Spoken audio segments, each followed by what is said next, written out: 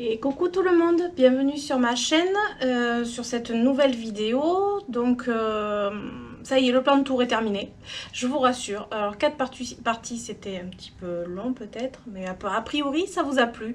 Donc là je vous retrouve pour une nouvelle vidéo qui se porte sur un tag que Mademoiselle Bloom a lancé il y a quelque temps de ça. Et c'est un tag sur cette plante que... Donc il y a 10, c'est pas des questions, c'est 10 propositions sur une plante que. Donc je vais essayer d'y répondre et de partager avec vous peut-être une anecdote dessus à chaque fois. Et ça devrait être beaucoup plus rapide qu'un plan de tour en fait. Enfin j'espère. Voilà, donc alors cette plante que YouTube ou Instagram m'a fait acheter. Alors clairement, moi je dirais, j'ai mon petit carnet quand même pour me retrouver dans mes questions. Ce serait l'Euphorbia lactea White Ghost. Vous allez rigoler. C'est pas la plante dans toute sa splendeur. C'est en fait une bouture. Donc j'avais déjà dit dans mon plan de tour que mon fils a réussi à m'avoir. Et j'en rêvais trop et je l'ai découvert sur la chaîne de Carole, Une fleur parmi les fleurs. Donc comment dire, juste magnifique, blanche, laiteuse, les euphorbes. J'ai découvert le monde des euphorbes, toujours pareil, grâce à Carole. Et j'adore. J'adore, alors bon, évidemment la mienne, elle a une allure assez curieuse, je sais. Mais j'adore quand même. Mais c'est vrai que un gros spécimen me ferait trop plaisir aussi. Voilà. Donc forcément, ouais, c'est grâce à Carole, donc sur YouTube. Donc voilà, c'est une plante que YouTube m'a fait acheter. Ensuite, cette plante qui est commune et que j'adore. Très originale. Le Pothos Golden. Hop. Qui... Voilà. Alors ça, c'est mon plus vieux spécimen. En fait, je l'ai amené là. Il est dans la salle de bain, normalement. En fait, il est hyper long, quoi. Il y a plusieurs lianes, mais...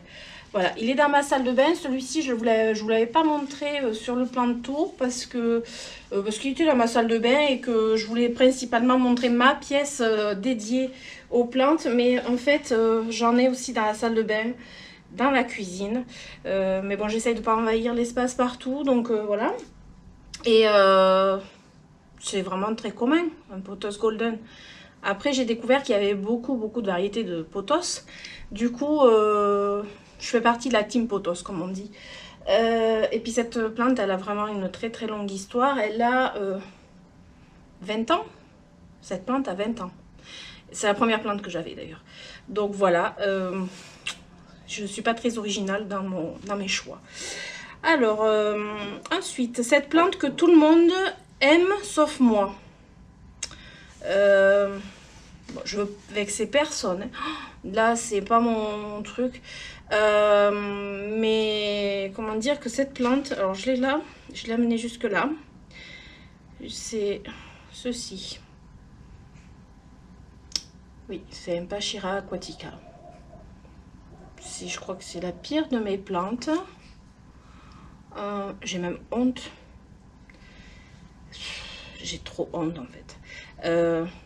Regardez. Hop. Voilà. En fait, c'est pas ça, c'est qu'elle m'aime pas. Elle m'aime pas, mais je sais pas. Du coup, je l'aime pas trop en fait. Mais je peux pas la tuer. Et puis elle pousse quand même, hein. Enfin, mais bon, non, c'est pas mon truc. C'est voilà. Mais qu'on soit qu'on aime, que les goûts forcément ne sont pas tous les mêmes. Donc voilà. Je suis désolée pour les amoureux. Hop, c'est de ce côté. Pour les amoureux des Pachira, mais il y en a de très beaux, hein, des très grands, des très beaux. Mais je sais pas, d'un seul coup, il n'y a plus personne. Donc voilà. Voilà, c'est cette plante. Désolée. Après, cette plante que j'ai regretté de perdre, acheter ou de donner. Alors moi je dirais que c'est une plante que j'ai regretté de perdre. C'est en fait mon orchidée Vanda que mon mari m'avait offert. Une grosse orchidée Vanda avec une fleur violette juste magnifique sur un beau présentoir. Enfin, voilà. Et malheureusement je l'ai mise dans mon bassin. Pour la faire tremper puisqu'elle adorait ça. Je dis bien elle adorait ça parce qu'en fait dans le bassin avec les poissons, enfin tout ce qu'il y a dedans en fait, c'est l'engrais. Du coup les orchidées ben, elles raffolent de ça. Tout se passait bien jusqu'au jour où je l'ai un peu oublié avec le soleil qui a tapé dessus et en fait ça me l'a carrément cramé, mais il faut pas longtemps en plus pour cramer une orchidée, donc voilà. Par contre j'ai quand même réussi à la faire tenir le temps qu'elle me donne naissance à mon petit bébé. Voilà, donc ça c'est le bébé de l'orchidée que je regrette d'avoir perdu. Il est petit hein. Mais se porte très bien.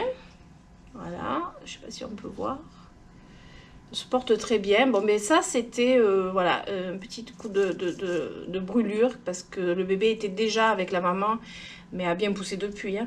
Mais j'ai sauvé ceci, mais j'ai vraiment regretté d'avoir perdu mon orchidée parce que déjà c'est mon mari qui me l'avait offerte, déjà pour commencer, et elle était belle, elle était grosse, tout ce que j'aime.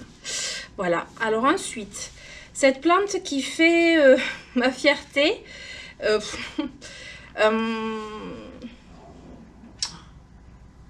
je pense que ça se voit, mon Monstera deliciosa.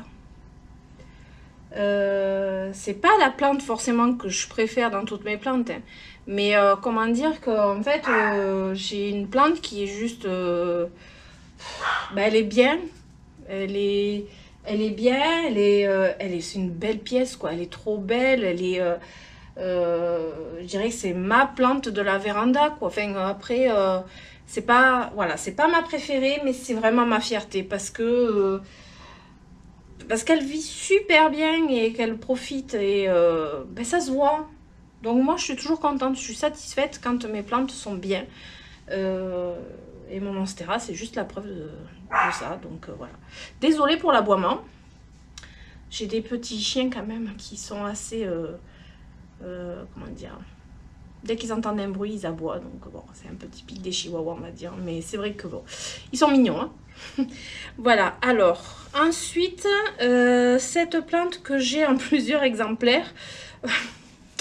Oui, alors je dirais déjà mon pothos golden, que forcément en 20 ans, comment dire, que je l'ai bouturé beaucoup de fois. J'ai fait des pots avec plein de pousses dedans, j'en laisse dans les vases parce que je trouve ça trop beau et puis j'adore toujours, donc forcément je l'ai en plusieurs exemplaires, mais après j'en ai d'autres, donc je ne vais pas tous vous les énumérer, mais j'ai notamment mon Pilea. Voilà, en fait j'ai toujours l'étiquette, mais je sais quand même ce que c'est comme plante. Hop, je l'enlève quand même. Voilà, donc mon Pilea en fait il m'a fait, alors là il y a 3 pieds, mais il m'a fait en fait des bébés, des rejets en fait. À la base c'est des rejets, donc ça fait des bébés. Et forcément j'en ai, alors ils sont un petit peu plus loin donc je vais pas aller les chercher, mais voilà, alors du coup j'en ai plein. Alors donc j'en étais au Pilea, j'ai dû m'interrompre tout petit peu. Parce que comment vous dire que les chiens, c'est comme les enfants.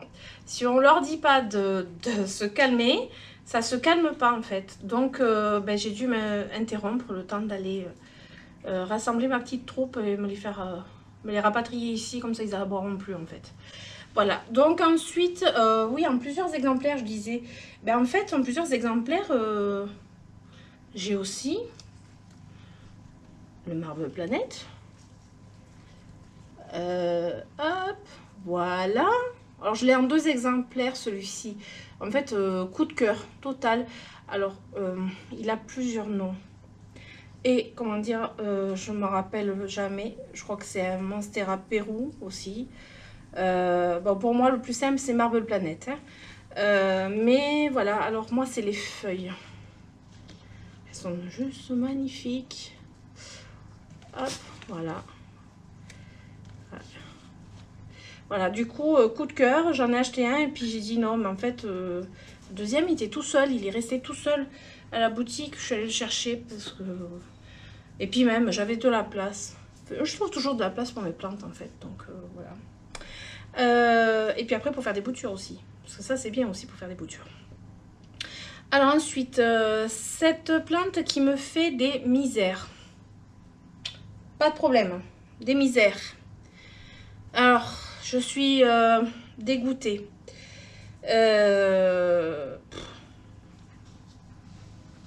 Voilà. C'est mon Senecio Rolleianus. Dans le plan de tour, il me semble que vous l'avez vu. Bah, il était beau. Il était retombant. Il était magnifique. J'en ai plusieurs. Voilà, j'ai dû bouturer. Voilà, j'ai mis en eau aussi. J'en ai fait plusieurs pots. Parce que j'avais beaucoup de tiges. Mais en fait, il se trouve que quand je l'ai acheté en jardinerie, ce que j'ai pas fait attention et qu'il faut vraiment faire attention, c'est qu'en fait, il était blindé d'eau. Trop arrosé. Voilà, je pense qu'ils arrosent ça comme une plante verte normale, alors que c'est quand même une plante grasse qui ne doit pas être dans l'eau. Et toute contente de mon acquisition, je l'ai pas rempotée parce que c'est... il me semblait pas avoir besoin au niveau taille et j'ai pas du tout capté que c'était humide. Donc je l'ai laissé et... je le surveillais tous les jours, je l'arrosais pas, bien évidemment, parce que je me suis dit, il n'a pas besoin d'être arrosé, et je me suis aperçue que c'était toujours humide au bout de 15 jours, 3 semaines, enfin, c'est pas possible, que j'ai dit. Et en fait, je pense qu'il avait tout simplement du mal à sécher, parce que comme j'ai une véranda, et que l'hygrométrie est assez élevée, je pense que déjà ça aide pas pour sécher, même s'il y a beaucoup de lumière, etc. Donc je l'ai mis dehors, il y avait du vent, il y avait un peu de soleil, enfin tout ce qu'il fallait pour que ça sèche. Ça a commencé à sécher, mais c'était déjà trop tard parce qu'il avait déjà commencé à pourrir. Mais vraiment bien pourrir, quoi. Donc j'ai décidé, coup de tête, un soir, j'ai tout coupé, j'ai essayé de suivre les indications de tout ce que je pouvais trouver sur internet. Et j'ai fait... voilà, elle me fait des misères. Tout ça pour vous dire que c'est la plante qui me fait des misères. Donc franchement, si ça bouture, si ça me fait des racines, de toute façon ça va être une histoire à suivre, clairement. Je pense que ça va être long, mais ça va être à suivre. Parce que cette plante, c'est une de mes préférées et c'est quand même bête de la perdre. Enfin, j'ai horreur de ça en plus. Donc, on va passer à la suivante. Toujours mon petit cahier. Cette plante que je garderai entre toutes. Cette plante que je garderai entre toutes. Alors, s'il y avait quoi que ce soit qu'il fallait que je prenne qu'une seule plante, forcément, mon pothos, parce que c'est l'histoire que j'ai avec qui fait que je le prendrai. C'est comment dire, c'est ma première plante et en fait c'est il y a une vingtaine d'années, j'étais hospitalisée assez longtemps et il y a une infirmière hyper adorable qui m'a amené une bouture de... Enfin, une tige de pothos exactement. Je ne connaissais pas du tout le nom de cette plante. Et elle m'a dit, mettez-la dans un verre d'eau et puis vous allez voir ce que ça va donner. Vous aurez une belle plante après. Et puis c'est vrai que quand on est dans un milieu hospitalier, c'est un peu compliqué, on n'a pas trop le moral et tout. Et j'ai mis cette tige en eau et comment vous dire que, vous voyez le pothos que je viens de vous montrer au début de la vidéo, c'est celui-ci. C'est la bouture que j'ai eue qui a fait cette belle plante. Et elle me tient beaucoup à cœur parce que... parce qu'elle a beaucoup de sens, quoi. Enfin, voilà. quand on est hospitalisé et que ça donne un peu de bien. Ça, voilà. C'est cette plante. Mais après, si je devais choisir une plante vraiment à part au niveau sentimental, ça serait mon Euphorbia. Mon Euphorbia lactea White Ghost. Parce que celle-là, je crois que vouloir autant une plante, voilà. Donc je pense que c'est... Et puis en plus, je veux pas dire, mais c'est quand même mon fils. Donc elle a quand même beaucoup aussi de symboles pour moi. Alors ensuite, cette plante que je recommande les yeux fermés, je vais pas vous dire le pothos.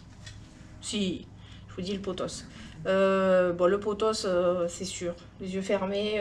Mais bon, pour essayer de trouver une autre plante, bah, c'est comment dire, ouais, je la recommanderais les yeux fermés parce qu'en fait, l'avantage, c'est qu'on peut la mettre en exposition très peu lumineuse ou très lumineuse ou dans n'importe quel endroit d'une maison. Bon, forcément, il faut une fenêtre hein, parce que il faut quand même un minimum de lumière.